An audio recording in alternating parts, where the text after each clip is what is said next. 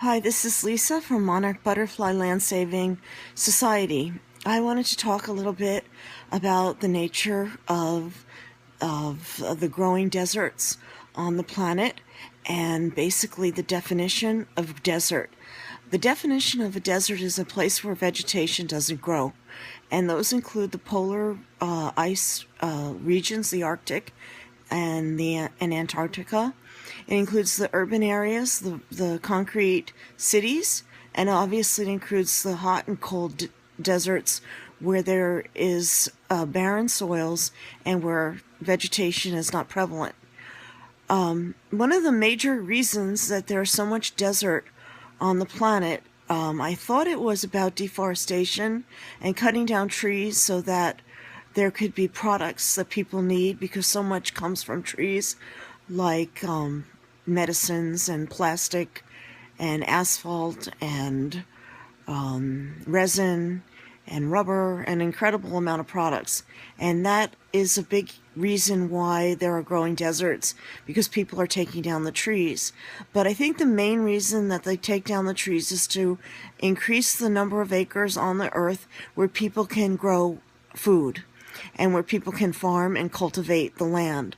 So what's happening is that people are taking down trees where huge ecosystems live and where huge numbers of products that are needed for the earth, from energy to all kinds of things that we use. And they're taking down the trees to basically put in place farmlands where they can graze animals and grow food for the growing number of people on the planet who need food. The problem with that is then, instead of a wild earth, we're having a completely man-controlled, cultivated earth. And while it may seem that it's important for food, it knocks out the forests, which are important for purveying to the life on this planet so much of what it needs, including energy. The energy comes from the sun. It intermingles with our green plant life in photosynthesis. That's where we get energy in every form. If we cut down the trees, we are going to ruin our chances of having energy. Without energy, we don't have the work capability in every aspect of the earth to produce all the different things we need. Energy is the first and most important product that we need on the planet. It comes from the sun. The sun intermingles with the plants, the green, and from that everything is born. If we cut down all the forests to grow food, and we only think of food, we'll eventually be dead because we'll have less and less energy. We know that our air conditioning doesn't work as well as it used to work. When forests were prevalent, the air conditioning could be incredibly cold, and everything was you can see the difference now. When you turn on the air conditioning, things are very sluggish. It's because of deforestation. The huge trees are wells of water, and the water is integral to cellulose, the green in the plants, and cellulose and the water are very important to the process of photosynthesis, where the rays of the sun intermingle with H2O, which is our essence of our planet.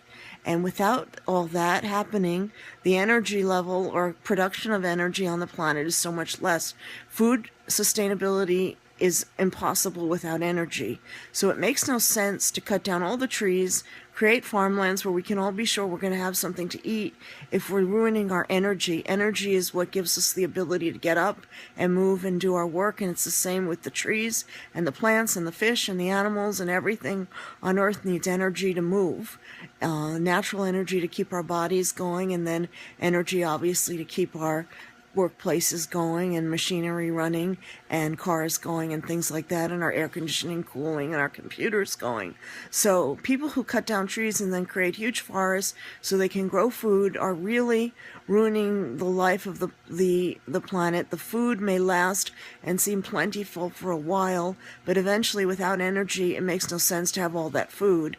I think the reason people want to grow so much food is that there are areas of the planet that are suffering and starving, and that may be due to people in the past having come in and ruined their soil so that they can dig in and find gold and deposits of minerals and ivory and oil and all kinds of things. And the earth's soil has become barren in so many places due to rampant what they call stock market mentality, expansionism, where people want more and more and more fruits of the insides of the earth, and have then created mine after mine to bring up steel and metals and oil and gold and things like that. And so when the soils in the southern, very much the southern hemispheres, have become depleted, and no food would grow there, they had to cultivate farmlands probably elsewhere to make up for the lack of food on the planet for the areas that were devastated. So not only were the areas that might have been plentiful with trees and all kinds of wildlife and plants knocked out in the past when colonialism and slavery and the running into the southern hemispheres to rip apart their resources to bring to the north were prevalent, but now there's huge amounts of deforestation, I think, to create places where the food can be grown to make up for that, where people are starving. But it makes no sense to cut down trees because then there'll be no energy, and that's going to end up killing us all. Maybe some people really, in a way, are on a suicide mission because of what's happened with colonialism ripping apart the southern hemisphere. In a way, maybe they're just trying to destroy the whole planet. It seems that way in some way, because to cut down the trees where photosynthesis takes place is almost the most foolish thing to do, and it's common knowledge how important the trees are.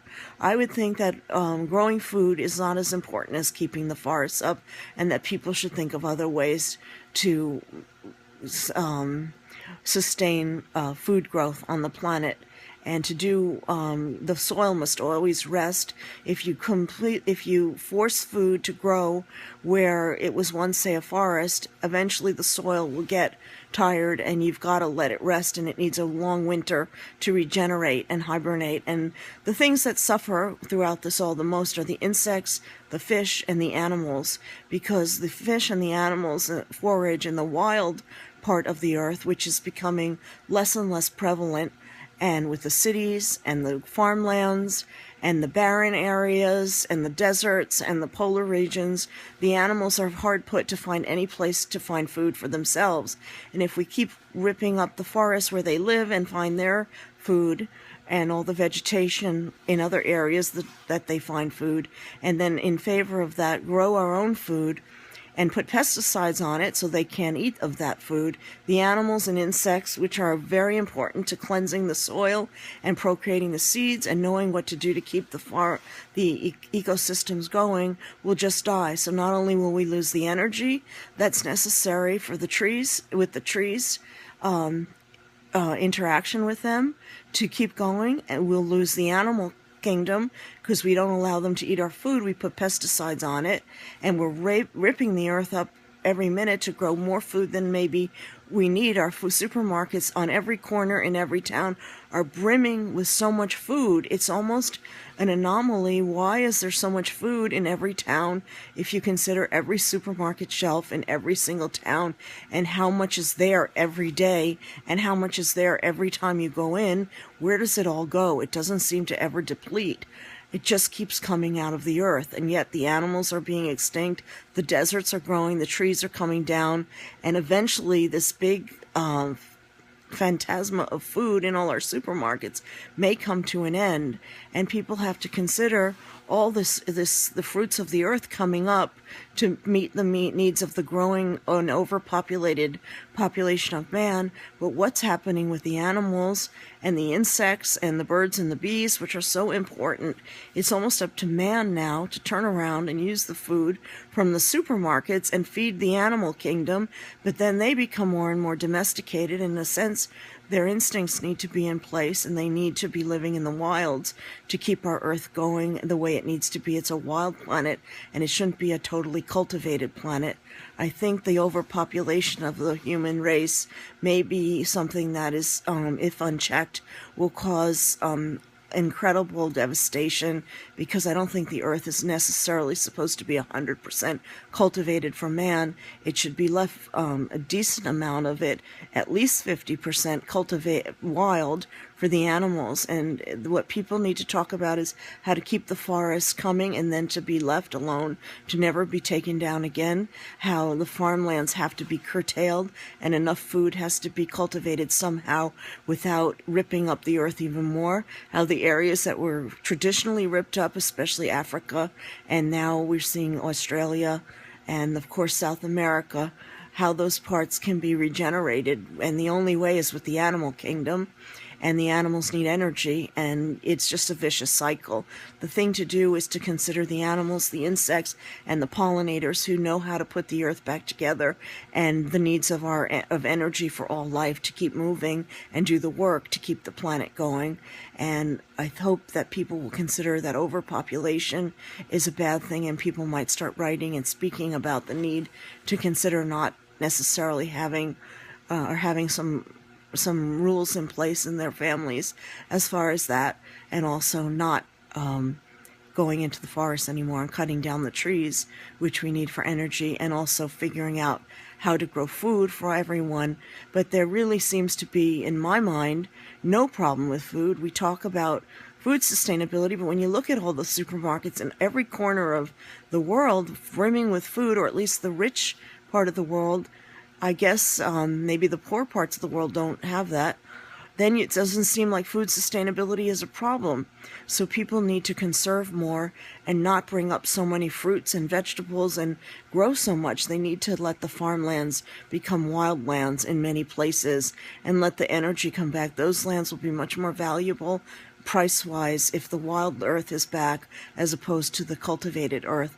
And I don't think we need to have all that food in the supermarkets. It should be in the earth.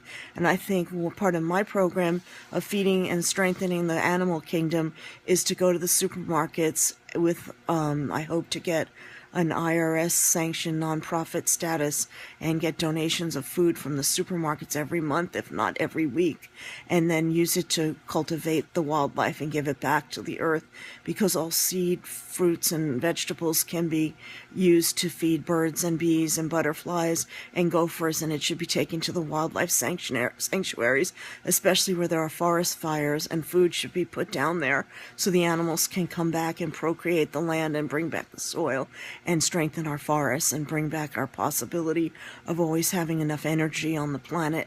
And then I would think that something should be thought about halting all the growing farmlands as opposed to the wild earth, which is the part that's being threatened.